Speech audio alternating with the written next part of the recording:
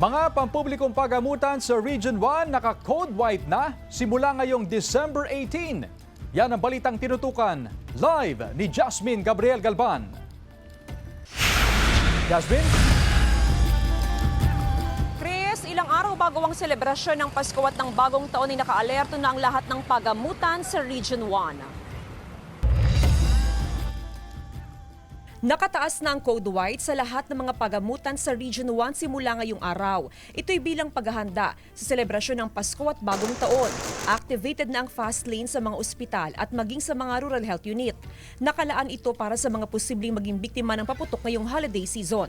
Tiniyak ng CHD Region 1 na nakahanda na ang mga gamot, mga hospital equipment, surgical tools at iba pang kagamitan sa mga emergency room. Sa Code White, sinisigurado po natin na yung ating mga health facilities, RHU, hospital ay naka-ready po na tumanggap ng mga kababayan natin na magkakaroon po ng injury dahil po sa paputok. Sa datos ng CHD Region 1, kabuang 221 fireworks-related injuries ang naitala simula noong December 21, 2024 hanggang January 6, 2025. Mas mataas ng 76.2% kumpara sa 126 cases na naitala noong December 21, 2023 hanggang January 6, 2024. Sa datos ng CHD Ilocos, wala pang itatalang fireworks-related incident sa rehiyon ngayon. Target ng Health Authority na mapanatili ang zero firecracker-related injury.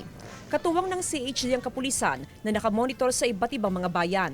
Especially yung mga malalakas, di po ba ma'am? At mayroon po tayo mga regulasyon or ordinances relative po sa mga yan. Ang ilan, imbes na paputok, gagamit na lang daw ng alternatibong pampaingay para mapanatiling ligtas ang selebrasyon ng Pasko at Bagong Taon. Kaldero, planggana, yun ang inaano nila.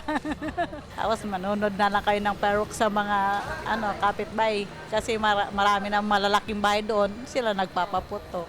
Sakaling maging biktima ng paputok, iwasan daw ang home remedy. Agad magtungo sa pagamutan para maiwasan ang anumang impeksyon. Chris, bukod din sa posibleng kaso ng firecracker-related injuries ay patuloy din pinag-iingat ng Health Authority ang publiko kaugnay naman doon sa mga sakit na karaniwang nakukuha ngayong holiday season. Chris? Maraming salamat, Jasmine Gabriel Galban.